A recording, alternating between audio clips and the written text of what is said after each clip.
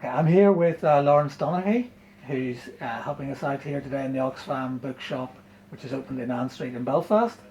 And Laurence, tell us a little bit about your support for Oxfam, why you were keen to kind of support us today. I think Oxfam's just got this huge worldwide reach. It's one of the major charities in the UK. I think when you donate money to Oxfam, it's going to go to a very good cause. It's going to be well spent.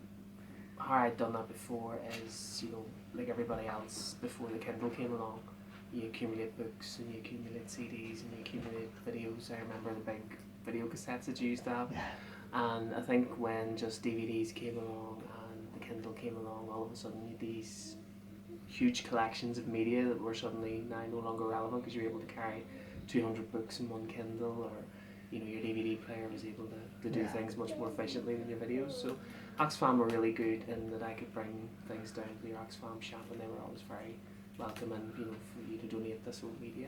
So I'd really encourage, if you have kind of upgraded to Kindle, or you've moved on to a Kindle, or maybe you're keeping things on a hard drive now instead of having all this DVD collection sitting there, bring them down. If they're doing no use to you, bring them down here. Oxfam can then sell those on and do some real good with the money, and it frees up space in your house, so everyone's a winner. Brilliant, thank you. And your reading this morning was from Folked Up, part of the Folk trilogy. Well, I think we've described as modern day fantasy set in Belfast. Yes. I do love. Tell us a little bit about your inspiration for the book and for the trilogy. I was a huge Terry Pratchett fan as a kid. It always kind of frustrated me that not a lot of fantasy was set in Northern Ireland, in the place where I grew up, and I'm very proud to be from Northern Ireland. It has its problems, it has its own identity, but I think it has a very unique sense of humour and a very unique way of looking at the world, and I wanted to bring that to the world of fantasy in some way.